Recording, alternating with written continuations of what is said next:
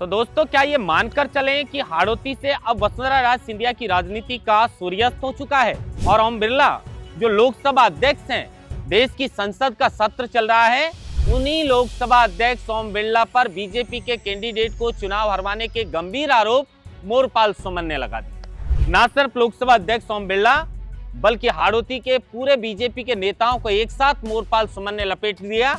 अगर कोई नेता बचा है तो वो वसुंधरा राज सिंधिया बची है और कहा जा रहा है कि ये वसुंधरा राज सिंधिया के ही करीबी माने जाते हैं। उन्होंने ही इन्हें उपचुनाव के अंदर टिकट दिलवाया था, लेकिन सचिन पायलट के करीबी विधायक डीसी बैरवा को हड़काते हुए, डराते हुए और फटकारते हुए एक तहसीलदार का वीडियो वायरल हुआ। इस वीडियो ने पूरे राजस्थान की राजनीति में भूचाल सा ला दिया। विधानसभा के अंदर डीसी बैरवा ने इस मुद्दे को उठाते हुए तहसीलदार पर कई गंभीर आरोप लगाए।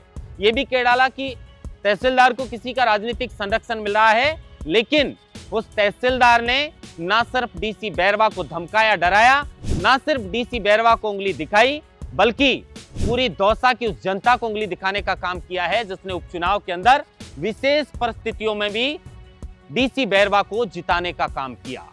उस जनता ने चुनकर डीसी बैरवा को राजस्थान की विधानसभा में भेजा है। लिहाजा डीसी बैरवा का यह हक बनता है कि वो किसी भी अधिकारी कर्मचारी से सवाल जवाब कर सकता है। और मैंने पिछली खबर में भी ये कहा था कि किसी जनप्रतिनिधि से बातचीत करने का एक तरीका होता है, एक शिष्टाचार होता है, जिसको लांघते हुए तहसीलदार महोदय साफ तौर पर इस वीडियो के अंदर नजर आ रहे हैं। ये तीन खबरें ऐसी हैं क्योंकि नरेश मीणा ने भी आरोप इस बात को लेकर लगाए थे कि हाड़ौती के अंदर बीजेपी वाले ही मोरपाल सुमन को हराने का काम करेंगे और वह बात सच साबित होती हुई नजर आ रही है। लेकिन सवाल वसुंधरा राज सिंधिया पर अब लगातार खड़े हो रहे हैं। चलिए राजस्थान डायरी के अंदर आज विस्तार से बातचीत करते हैं। नमस्कार, आप देख रहे हैं लोकमत हिंदी और मैं हूं आपके साथ महेंद्र बासोटा।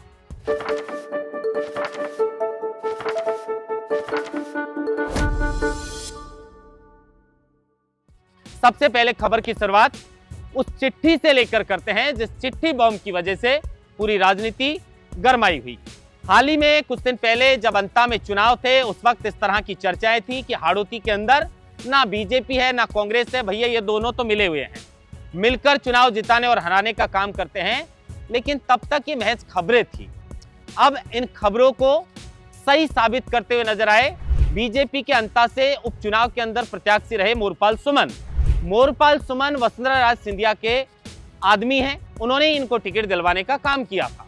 उन्होंने एक लंबी चौड़ी चिट्ठी जिला अध्यक्ष को लिखी और वो प्रधानमंत्री से लेकर मुख्यमंत्री, जो राजस्थान के प्रदेश अध्यक्ष हैं, तमाम बीजेपी के नेताओं को वो लिस्ट भेजने का काम किया, वो चिट्ठी भेजने का काम किया। और उसमें साफ तौर पर आप स्क्रीन पर देख सकते हैं वो चिट्ठी किस तरीके से लोकसभा अध्यक्ष ओम बिरला की टीम ने मुझे चुनाव हराने का काम किया और बीजेपी के 3 विधायकों ने मुझे चुनाव हराने का काम किया, पूर्व जिला अध्यक्ष, पूर्व मंडल अध्यक्ष, बहुत बड़ी फेहरिस्त है। लेकिन सवाल ये कि इस लेटर के अंदर वसुंधरा राज सिंधिया का नाम क्यों है, क्यों नहीं है?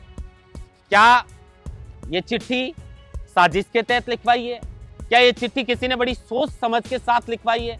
कहा तो ये भी जा रहा है कि आने वाले समय में वसुंधरा राज सिंधिया कांग्रेस में मिल सकती है। अब अभी तो आपको ऐसा लग रहा होगा कि ये क्या कह रहे हो आप, लेकिन राजनीति दोस्तों संभावनाओं का खेल है। इसमें जो कुछ होता है वो दिखता नहीं है और जो दिखता है वो कभी राजनीति में होता ही नहीं है। लेकिन अब ये तो साफ तौर पर दिख रहा है कि मोरपाल सुमन ने लोकसभा अध्यक्ष ओम बिरला, बीजेपी के 3 विधायक, जिला अध्यक्ष, पूर्व जिला अध्यक्ष, पूर्व मंडल अध्यक्ष सहित कई नेताओं पर इस बात के आरोप लगाए हैं कि उन्होंने ही मोरपाल सुमन को चुनाव हराने का काम किया है। तो क्या वसुंधरा राज सिंधिया के कैंडिडेट को बीजेपी वाले चुनाव हरवा रहे हैं? क्या कोई सामान वसुंधरा राज सिंधिया के पास बचा नहीं है? क्या ये मानकर चलें कि उनकी राजनीति का अब सूर्यास्त हो चुका है, या फिर पर्दे के पीछे कोई बड़ा खेल चल रहा है जो आने वाले समय में राजस्थान की राजनीति और बीजेपी के अंदर भूचाल ला सकता है? लेकिन लोकसभा अध्यक्ष एक ऐसे संवैधानिक पद पर बैठे हैं और ऐसे पद पर बैठने के बाद उन्हीं के क्षेत्र के अंदर एक विधायक प्रत्याशी उन पर इस तरह के आरोप लगा रहे हैं। संभवतः कोई सबूत तो होंगे। अब इसी के जवाब में मदन राठौड़ ने मोरपाल सुमन को नोटिस थमा दिया है कि भैया पार्टी की छवि आपने खराब की है, 3 दिन के अंदर आप जवाब दे दो कि आपने ऐसा क्यों किया है, आप हमसे कह सकते थे। आप कोई चिट्ठी लिखते तो उसको अंदर खाने भेज सकते थे, वायरल क्यों किया? और ये खेल कब से चल रहा था और इस खेल के पीछे असली जादूगर कौन है? आने वाले समय में इन बातों का भी खुलासा होगा, लेकिन ये बड़े गंभीर आरोप हैं मोरपाल सुमन के, जो लोकसभा अध्यक्ष सहित पूरी बीजेपी की टीम पर लगाए। और ये बातें देखिए, चुनाव के दरमियान और चुनाव से पहले भी लगातार ये बातें निकलकर सामने आती हैं कि हाड़ौती के अंदर कांग्रेस बीजेपी नहीं है, वहां पर दोनों का मिलकर गठजोड़ वाला खेल चलता है। बीजेपी वाले प्रमोद जैन भाया को चुनाव जितवाएंगे, ये बात पहले से चल रही थी। नरेश मीणा धाड़ धाड़ कर कह रहे थे और अब तो मोरपाल सुमन ने कह दिया। खैर, अब गाज क्या गिरने वाली है? क्या मोरपाल सुमन का पत्ता कट चुका है परमानेंट अब? क्योंकि जब हाड़ौती के अंदर रहकर अगर वो लोकसभा अध्यक्ष पर इस तरह के आरोप लगाएंगे तो क्या बीजेपी उनको बगस देगी? मुझे तो बिल्कुल नहीं लगता। वो निपटाना चाहते थे उन दिग्गज नेताओं को जिनका नाम लिखा है, लेकिन पासा अब उल्टा पड़ गया और इसके पीछे कौन है आने वाले समय में इस बात का भी पता चलेगा। लेकिन दौसा के अंदर डीसी बैरवा सड़क से निकल रहे होते हैं और वो देखते हैं कि तहसीलदार महोदय कोई अतिक्रमण हटाने की या तोड़फोड़ की कार्रवाई कर रहे हैं। लिहाजा एक जनप्रतिनिधि हैं, उनकी जिम्मेदारी बनती है कि वो अधिकारी से सवाल पूछें। जब वो तहसीलदार के पास जाते हैं तो पहला तो ऐसे लगता है कि तहसीलदार जानते ही नहीं है कि वो जिस क्षेत्र में तहसीलदार पद पर आसीन है उसी क्षेत्र के चुने हुए जनप्रतिनिधि है डीसी बैरवा। वो डीसी बैरवा से साफ तौर पर कहते हैं कि जमीन का मालिक तो मैं हूं, मुझे आदेश देने वाला भला कौन होता है? और उंगली दिखाते हैं और कहते हैं गलत बात हो जाएगी, थाने और जेल तक बात चली जाएगी। अब डीसी बैरवा ने विधानसभा में आकर इस बात को लेकर कई कांग्रेस नेताओं से बातचीत की और विधानसभा के अंदर इस मुद्दे को उठाया। कहा कि उस तहसीलदार को राजनीतिक संरक्षण मिल रहा है, उसे बर्खास्त किया जाए। और जैसा मैंने कहा कि डीसी बैरवा गलत हैं या फिर तहसीलदार गलत है, ये अलग विमर्श का विषय है। लेकिन एक जनप्रतिनिधि से संवाद करने की एक मर्यादा होती है, एक शिष्टाचार होता है, जिसको लांघते हुए इस वीडियो के अंदर साफ तौर पर दौसा के तहसीलदार नजर आ रहे हैं। इसी मामले को लेकर नेता प्रतिपक्ष टीकाराम जूली ने भी विधानसभा में उस तहसीलदार के खिलाफ कार्रवाई करने की मांग की है।